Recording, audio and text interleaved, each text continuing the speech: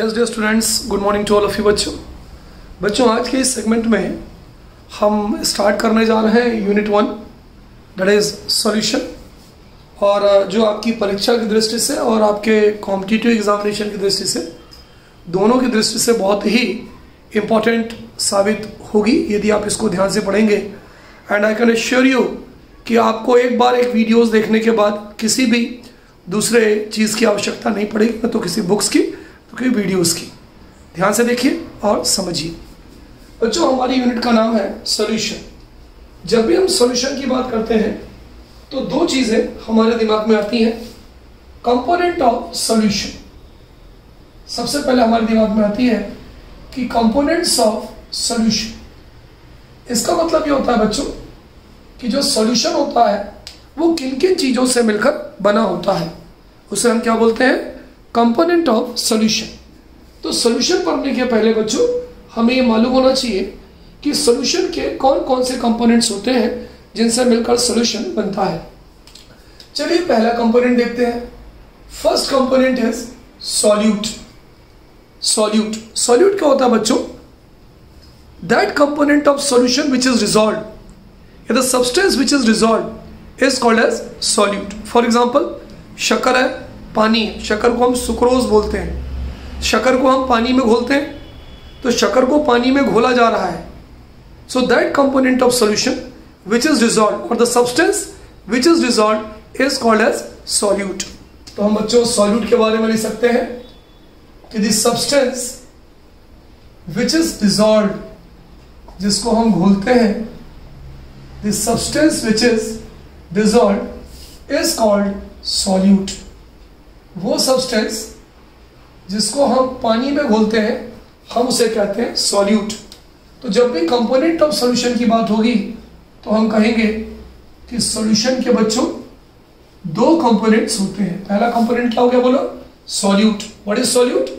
The substance which is dissolved is called solute. ठीक, चलिए example मैं एक साथ दूंगा। दूसरा कंपोनेंट है बच्चों सॉल्वेंट। What is solvent? वो सॉल्यूशन का वो कंपोनेंट जिसमें हम सॉल्यूट को डिसॉल्व करते हैं। That substance in which solute is dissolved is called as solvent. ऐसा सब्सटेंस बच्चों जिसमें हम सॉल्यूट को डिसॉल्व करते हैं उसे हम सॉल्वेंट कहते हैं। तो we can say the substance in which the substance, ऐसा substance in which solute is dissolved, जिसमें हम सॉल्यूट को डिसॉल्व करते हैं, in which solute is dissolved is called solvent. ऐसा कंपोनेंट सॉल्यूशन का जिसमें हम सॉल्यूट को डिसॉल्व करते हैं उसे हम क्या बोलते हैं, सॉल्वेंट। फॉर एग्जांपल अगर हम शक्कर को लें और शक्कर को हम पानी के अंदर डिसॉल्व करें, ठीक है, तो शक्कर को हम घोल रहे हैं, शक्कर क्या कहलाएगी, सॉल्यूट। किस में घोल रहे हैं, पानी के अंदर घोल रहे हैं, पानी क्या कहलाएगा, सॉल्वेंट। नमक लें, यानी सॉल्ट लें, सोडियम क्लोराइड लें, और सोडियम क्लोराइड को अगर हम पानी में डिसॉल्व करें तो sodium chloride is called as solute, और जो वाटर है हमारा that is called as solvent. तो अगर हम इसके एग्जांपल लिखते हैं, फॉर एग्जांपल लिखते हैं तो we can say that in aqueous समझते हैं बच्चों किसे बोलते हैं, पानी में। जब हम किसी भी सॉल्यूशन को पानी में बनाते हैं तो हम उसे एक्वस कहते हैं, AQUEOUS, in aqueous. Sucrose solution, sucrose बच्चों हम किसे बोलते हैं, शुगर को बोलते हैं, शक्कर को बोलते हैं, इन एक्वस सुक्रोज सॉल्यूशन। अगर हम सुक्रोज या शक्कर का पानी में सॉल्यूशन देखेंगे तो हम ये कह सकते हैं शुगर को आप सुक्रोज भी लिख सकते हो, शुगर को हम सुक्रोज भी बोलते हैं, इज कॉल्ड सॉल्यूट। उसे हम क्या बोलेंगे बच्चों, उसे हम सॉल्यूट बोलेंगे। And water is called solvent, और आपका जो वाटर है उसे हम क्या बोलेंगे बच्चों, वाटर इज कॉल्ड, उसे हम बोलेंगे सॉल्वेंट। Is it clear? तो पहला हमने जो एग्जांपल लिखा है वो ये लिखा है कि इन एक्वस, अगर पानी में बना हुआ कोई सॉल्यूशन है जो शक्कर का सॉल्यूशन है तो शक्कर को हम बोलेंगे सॉल्यूट और वाटर कहलाएगा आपका सॉल्वेंट। इसी तरह से आप सॉल्ट सॉल्यूशन ले सकते हो। इन सोडियम क्लोराइड, अगर हम नमक लें, आपको मालूम है नमक को हम क्या बोलते हैं बच्चों, सोडियम क्लोराइड यानी NaCl, एक्वस सॉल्यूशन। एक्वस मतलब पानी में बना है। सोडियम क्लोराइड का यदि हम एक्वस सॉल्यूशन लेंगे तो NaCl, जिसे हम सॉल्ट कहते हैं, NaCl को हम सॉल्ट कहते हैं, is called solute, is called solute, and water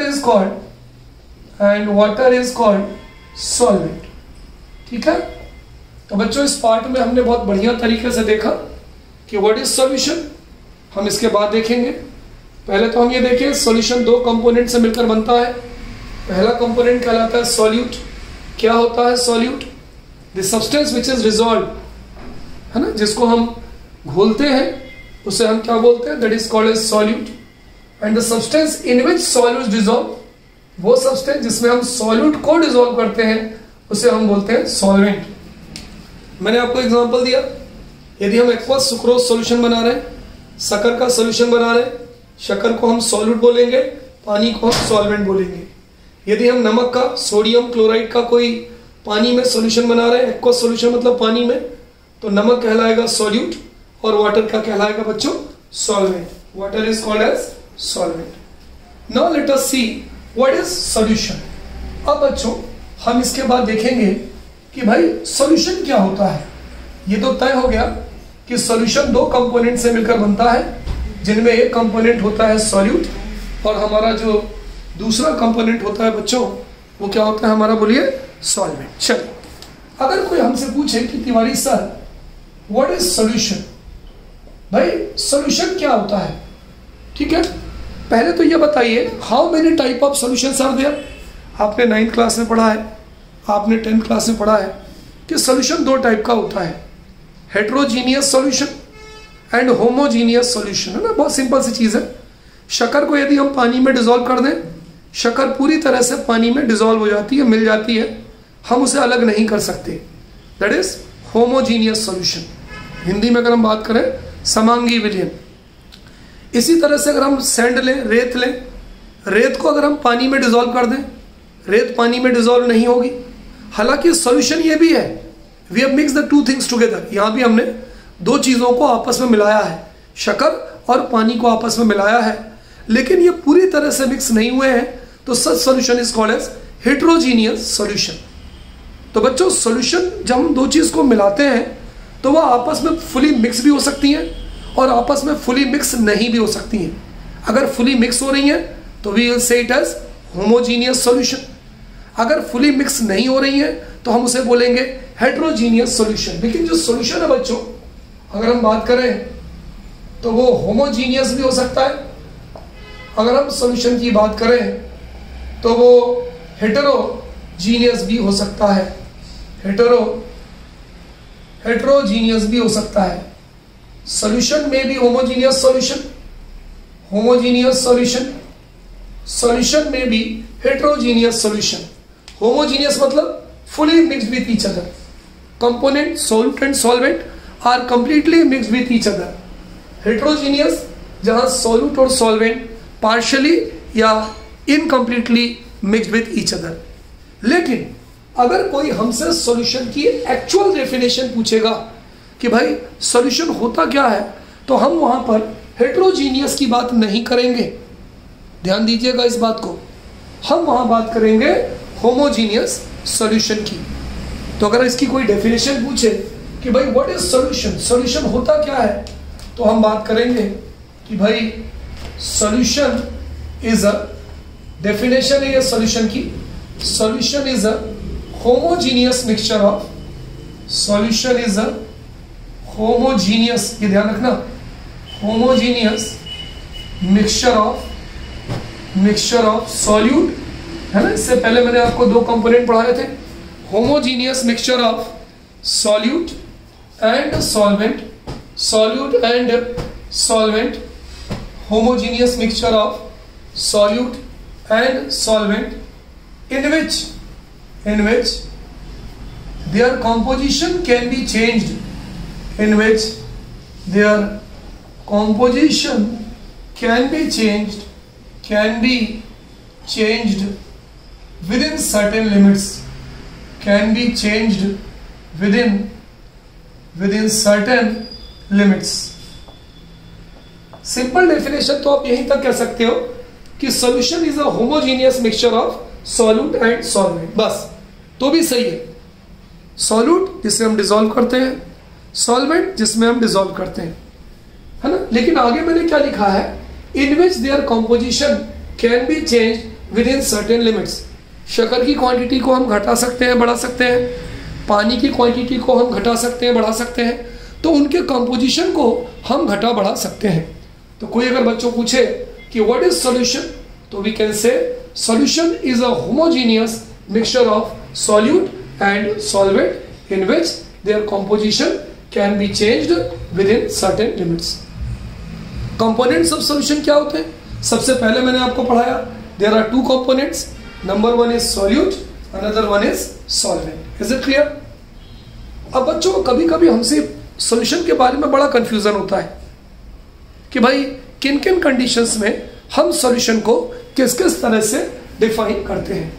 तो सॉल्यूशन की डिटेल को समझने के लिए हम इसकी 3 कंडीशंस देखते हैं जिसमें हम सॉल्यूशन की डेफिनेशन को अलग अलग डिफाइन कर सकते हैं। पहली जो हमारी कंडीशन आती है बच्चों, जो हमारी फर्स्ट कंडीशन आती है, उसमें हम बात कर सकते हैं definition of solute and solvent on the basis of solubility. तो यहां पर हम सॉल्यूशन की बात कर रहे हैं, हम डेफिनेशन की बात कर रहे हैं on the basis of definition, है ना, ऑन द बेसिस ऑफ किसकी डेफिनेशन? हम ये कह सकते हैं of solute and solvent, solute and solvent, है ना। हम सॉल्यूट और सॉल्वेंट की डेफिनेशन देख रहे हैं, लेकिन किस बेसिस पे? On the basis of solubility, on the basis of, बोलिए बच्चों, सॉल्युबिलिटी। अगर हम सॉल्युबिलिटी के बेसिस पर सॉल्यूट और सॉल्वेंट की बात करते हैं बच्चों, तो हम ये कह सकते हैं वो कंपोनेंट जो घोला जाता है उसे हम सॉल्यूट कहते हैं, और वो कंपोनेंट जिसमें सॉल्यूट को घोला जाता है उसे हम सॉल्वेंट कहते हैं। Is it clear? चलिए देखते हैं। इस आधार पर अगर हम डेफिनेशन को डिफाइन करेंगे तो हम ये कह सकते हैं that component of solution, solution का वो component, that component of solution which is dissolved, जिसको घोला जाता है, विच is dissolved is called solute, is called solute, उसे हम सॉल्यूट कहते हैं। एंड दैट कंपोनेंट, और ऐसा कंपोनेंट बच्चों, and that component in which solute is dissolved, और ऐसा कंपोनेंट जिसमें in which solute is dissolved, in which solute is dissolved is called solvent. इसमें सॉल्यूट को घोला जाता है उसे हम सॉल्वेंट कहते हैं। ये जो मैंने बच्चों यहाँ डेफिनेशन आपको बताई है वो है on the basis of solubility. तो अगर आपको सॉल्युबिलिटी के हिसाब से सॉल्यूट और सॉल्वेंट को डिफाइन करना है तो ऐसा कंपोनेंट सॉल्यूशन का जिसको हम पानी में घोलते हैं उसे हम सॉल्यूट कहते हैं, that is called as solute. और वो कंपोनेंट जो solute, in which solute is dissolved, जिसमें सॉल्यूट को घोला जाता है उसे हम सॉल्वेंट कहते हैं। उसे हम क्या कहते हैं बच्चों? That is called as solvent, उसे हम सॉल्वेंट कहते हैं। अगर हम इसका एग्जांपल लें, सिंपल सा एक एग्जांपल लें, एक्वस सुक्रोज सॉल्यूशन, सुक्रोज मतलब शक्कर, एक्वस मतलब पानी में। अगर हम बात करें solution of sugar and water, है ना, सॉल्यूशन ऑफ शुगर, शुगर मतलब बच्चों हम केमिस्ट्री की बात करें तो सुक्रोज कह सकते हैं एंड वाटर, है ना। मैंने आपको पहले बताया था इसको हम एक्वस शुगर सॉल्यूशन भी कह सकते हैं। अगर हम इसकी बात करें तो यहाँ पर तुम्हारी जो शक्कर होगी, शुगर होगी, जिसे हम सुक्रोज कहते हैं, वो क्या होगी तुम्हारी, आप लोगों की बच्चों, सॉल्यूट। और यहाँ जो वाटर होगा water is called as solvent. तो अगर हम सॉल्यूशन बनाए शुगर का और पानी का, तो हम ये कह सकते हैं कि in such a solution sugar will be solute and water will be the solvent. Is it clear? चलिए, अगर हम यहीं पर अगला एग्जांपल लें, नेक्स्ट एग्जांपल लें, इसको नोट करते जाइएगा कि solution of salt and water. Salt तो आपको मालूम है बच्चों, sodium chloride. Solution of salt, नमक को हम सोडियम क्लोराइड बोलते हैं, एंड वाटर, है ना। हम ये भी बोल सकते हैं एक्वस सॉल्ट सॉल्यूशन। एक्वस मतलब नमक और पानी का सॉल्यूशन। यहां पर हम बात करेंगे बच्चों, तो हमारा जो सॉल्ट होगा यानी जो सोडियम क्लोराइड होगा वो क्या होगा हमारा, बताइए? दैट विल बी सॉल्यूट, क्योंकि हम इसको डिसॉल्व कर रहे हैं। और जो वाटर होगा हमारा बच्चों, that is called as solvent. क्यों? क्योंकि हमने नमक को वाटर में डिसॉल्व किया है। तो अगर ये कंफ्यूजन से बचने के लिए आपको ये सब डेफिनेशंस में बता रहा हूं, सॉलिडिटी के आधार पर देखेंगे तो ऐसा कंपोनेंट जो घोलते हैं उसे हम सॉल्यूट कहेंगे, जिसमें हम घोलेंगे उसे हम सॉल्वेंट कहेंगे। फॉर एग्जाम्पल, शक्कर का मैंने बताया पानी में डिसॉल्व कर रहे हैं, शक्कर सॉल्यूट है, पानी के अंदर डिसॉल्व कर रहे हैं, पानी सॉल्वेंट है।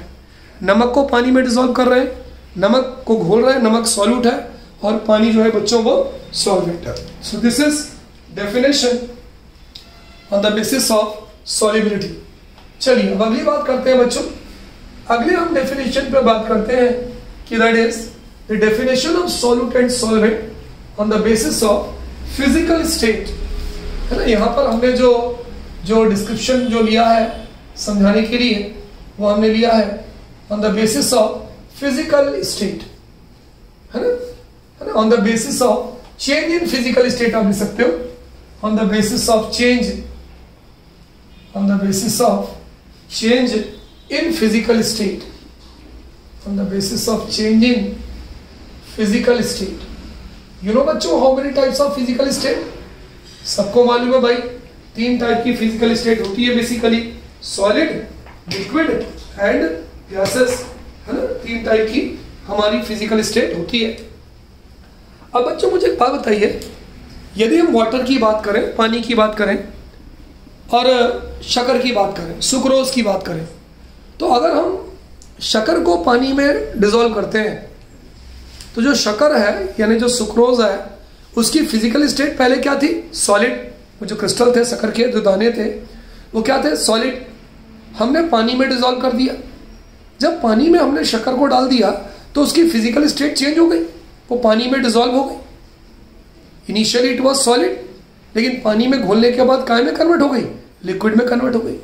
इसका मतलब जो शक्कर थी उसकी फिजिकल स्टेट चेंज हुई कि नहीं हुई? बताइए। हाँ तिवारी सर, उसकी फिजिकल स्टेट चेंज हो गई। तो सॉल्यूशन का वो कंपोनेंट जिसकी फिजिकल स्टेट चेंज हो जाती है उसे हम सॉल्यूट कहते हैं। चलिए अब पानी की बात करते हैं। शक्कर को हमने पानी में डिसॉल्व किया, ठीक है। वाटर की फिजिकल स्टेट सॉल्यूशन के पहले क्या थी? लिक्विड थी। सॉल्यूशन बनने के बाद भी फिजिकल स्टेट क्या रही? लिक्विड हुई। इसका मतलब वाटर की फिजिकल स्टेट में कोई भी चेंज नहीं आया। तो सॉल्यूशन का वो कंपोनेंट जिसकी फिजिकल स्टेट में कोई भी चेंज नहीं आता है उसे हम सॉल्वेंट कहते हैं। ये सॉल्यूट और सॉल्वेंट को देखने का एक दूसरा नजरिया है। तो हम ये कह सकते हैं that component of solution, solution का ऐसा component, that component of solution whose physical state is changed। बच्चों जिसकी जो फिजिकल स्टेट है वो बदल जाती है, whose physical state is changed, whose physical state is changed, जिसकी फिजिकल स्टेट बदल जाती है उसे हम क्या बोलते हैं बच्चों? is called solute। उसे हम कहते हैं is called solute, है ना। and that component जिसकी फिजिकल स्टेट चेंज नहीं होती, and that component of solution, that component of solution whose physical state is not changed, whose physical state, जिसकी फिजिकल स्टेट बदल नहीं रही है, whose physical state is not changed, बदल नहीं रही है, is called solvent, है ना बच्चों, उसे हम क्या बोलते हैं, उसे हम सॉल्वेंट कहते हैं। एग्जाम्पल ले लें, चलिए भाई तिवारी सर एग्जाम्पल बताइए। फॉर एग्जाम्पल अगर हम सुक्रोज सॉल्यूशन की बात करें, एक्वस, एक्वस मतलब बच्चों पानी में, एन एक्वस शुगर सॉल्यूशन। अगर हम पानी वाले शक्कर के सॉल्यूशन की बात करें, सुक्रोज, शुगर मतलब सुक्रोज, तो यहां पर अगर हम शुगर की बात करेंगे बच्चों, तो their physical state is being changed. पहले ये सॉलिड था, क्रिस्टल के फॉर्म में था, पानी में डाला तो ये लिक्विड के फॉर्म में हो गया। इसका मतलब हमारा जो शुगर होगा ये क्या होगा, सॉल्यूट होगा। जो हमारा वाटर था बच्चों, पहले भी बिफोर प्रिपेयरिंग सॉल्यूशन, सॉल्यूशन को बनाने के पहले इसकी फिजिकल स्टेट क्या थी, लिक्विड थी, और सॉल्यूशन के बनने के बाद भी इसकी फिजिकल स्टेट लिक्विड रहेगी। इसका मतलब ये सॉल्वेंट होगा। तो बच्चों ये हमारा सॉल्यूट और सॉल्वेंट को देखने का दूसरा नजरिया है कि कंपोनेंट, वो कंपोनेंट सॉल्यूशन का जिसकी फिजिकल स्टेट सेम रहती है, चेंज नहीं होती है, वो सॉल्वेंट कहलाता है, और जिसकी फिजिकल स्टेट चेंज हो जाती है वो क्या कहलाता है, सॉल्वेंट कहलाता है। So this is second definition of solute and solvent which is on the basis of physical state. चलिए अब तीसरे की बात करते हैं बच्चों, जो इंपॉर्टेंट है on the basis of ratio और प्रोपोर्शन, कि किस चीज की क्वांटिटी कम होगी और किस चीज की क्वांटिटी ज्यादा होगी। तो definition of solute and solvent on the basis of we can say ratio और proportion। रेशियो के बेसिस पे देख सकते हैं या प्रोपोर्शन के बेसिस पे, बात एक ही है। बेसिकली हम इसकी बात कब करते हैं, when the physical state of component of solution are same। Solute और सॉल्वेंट दोनों सॉलिड है, सॉल्यूट और सॉल्वेंट दोनों लिक्विड है, सॉल्यूट और सॉल्वेंट दोनों गैस है। अगर बच्चों ऐसा हो कि दोनों कंपोनेंट की फिजिकल स्टेट सेम हो, तब हम सॉल्यूट और सॉल्वेंट की जो बात करते हैं वो हम रेशियो या प्रोपोर्शन के बेसिस पे बात करते हैं। कब बात करते हैं, मैं लिख देता हूं, when the physical state of component of solution are same, when the physical states of components of solution, दो ही कंपोनेंट होते हैं, सॉल्यूट एंड सॉल्वेंट, components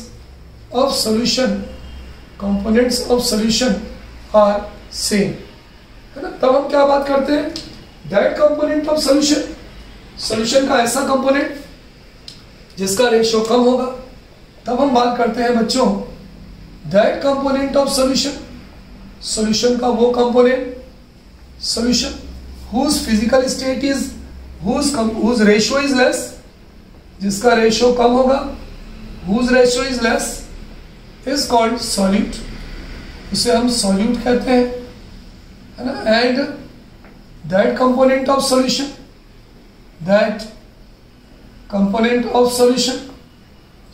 का वो कंपोनेंट जिसका रेशियो ज्यादा होगा, whose ratio is more, है ना। रेशियो या प्रोपोर्शन एक ही चीज है, is called solvent, उसे हम सॉल्वेंट कहेंगे।